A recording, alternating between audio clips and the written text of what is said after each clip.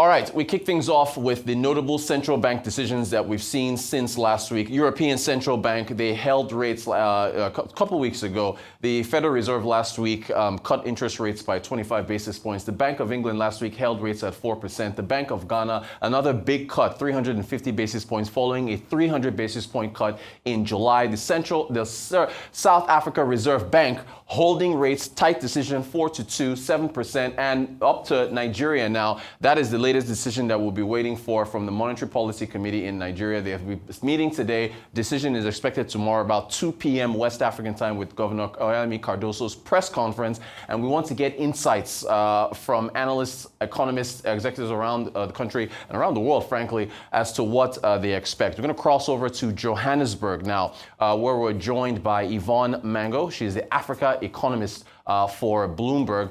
Good, I think it's afternoon, yes, to you, Yvonne. Thank you so much for joining us on the show. So I want to start with Nigeria. What are your expectations for the rate decision from the MPC? Okay, we're expecting Nigeria to start cutting rates from tomorrow. We are projecting a 50 basis points cut to 27%. We think the slowdown in inflation we've seen this year, the widening of the real rates and the firm naira supports them starting to ease policy at this stage. Oh, okay. All right, then. So a 50 basis point cut is what you're expecting. What do you make of the deceleration that we've seen in headline inflation in Nigeria, I guess, since April? Yes, so that slowdown we've seen in inflation reflects the tight monetary policy stance we've had for over a year now. It also reflects moderating energy prices. We've seen that across the continent, that a big driver of the disinflation we're seeing in several African countries is due to lower energy prices compared to a year earlier. So that's helped in the case of Nigeria.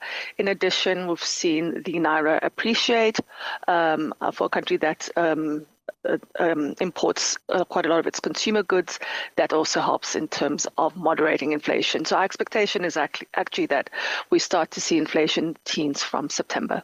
All right. Now, here in Nigeria, the Center for the Promotion of Private Enterprise has, pointed to achievements of the central bank over the last couple of years, but also pointed out lingering concerns, including the high benchmark rate, what it means for the cost of borrowing for small businesses and so on. Do you share in those concerns and what the impact of that rate is? Well, that's a challenge for any central bank. You have to balance your price stability to supporting the economy. Given how high inflation was, the fixation over the past couple of years has been bringing down inflation, which they've achieved. But yes, it does have its costs. So in this case, I think the concerns of the enterprise was that policy is tight. If you look at the cash reserve ratio, it's at 50%. You have a crowding out effect that takes place as well. Interest rates, one, are too high for businesses to lend, so you see a slowdown in credit growth. But in addition, you also have quite high rates on treasury instruments, bills and bonds, and that in itself also draws funding away from the private sector, which undermines growth. So this trajectory that we see in terms of easing policy should help ease that constraint on the economy. Now, I want to move to Ghana. What did you make of that, I guess, for some larger than expected rate cut of 350 basis points at their September meeting? Yes, there was a bigger than anticipated cut, but I think that demonstrates that the slowdown in inflation is expected to persist, which is positive. So you've got a Bank of Ghana being forward-looking and seeing inflation return to that 6 to 10% target range that has eluded them for several years. So that's a positive story, and that reflects the fact that the currency has appreciated since the beginning of the year, of course, on the back of a strong external position. One of their biggest exports, gold, has seen its price increase and do pretty well. And given the heightened global uncertainty we're living under, I expect gold prices to continue to do well. So they are facing tailwinds in terms of the external position that's enabling them to ease policy at a faster rate than anticipated as they see inflation returning to the single digits. All right, great. Okay, well, I guess you've preempted my next question. So, yeah, gold is trading at $3,700 an ounce, so it just continues to rise. So you do actually see inflation in Ghana continue to decelerate? Correct. We expect the external position to remain strong. Moderate energy prices also supports inflation being low. So we do think they're in a position not just to bring down inflation, but to keep it stable below 10%. All right, now I want to round off with South Africa, where you are. The South African Reserve Bank held rates at its last meeting. It looked like a tight decision, 4-2. What did you make of the hold? Okay, so we anticipated a hold, though the market was split.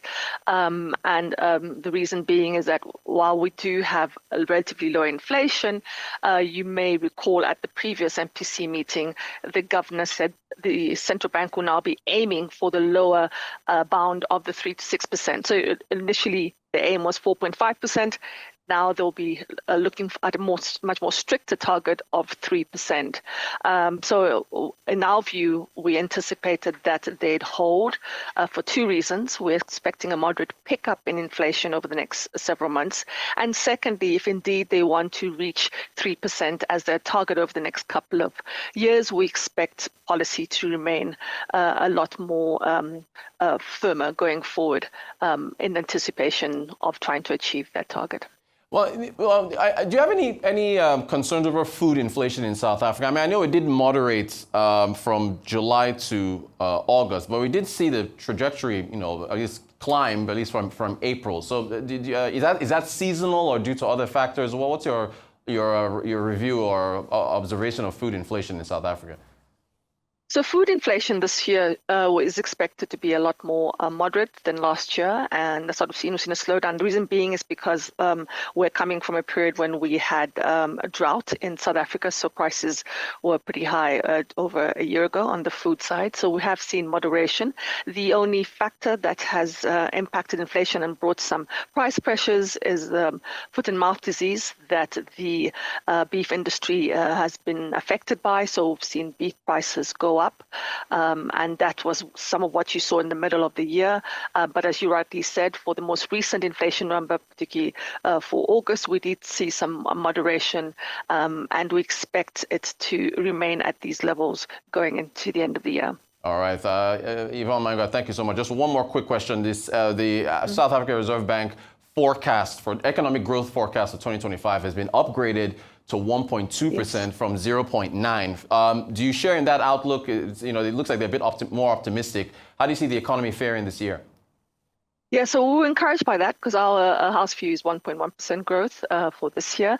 Part of the reason for that upward revision by the Reserve Bank was a relatively stronger quarter than anticipated in the second quarter when the economy grew at 0.8% quarter on quarter. And the reason for that is we saw household consumption do pretty well. Household consumption has come from a slump, but it is picking up this year on the back of lower inflation, lower borrowing costs. But we also saw on the supply side a pickup in manufacturing activity, which has been a concern, as well as mining as well. So that's part of the reason you saw the Reserve Bank revise up their forecast, the growth forecast for this year. Yvonne Mhango, Africa economist at Bloomberg, joining us live from Johannesburg. Thank you so much for your time. We really appreciate it.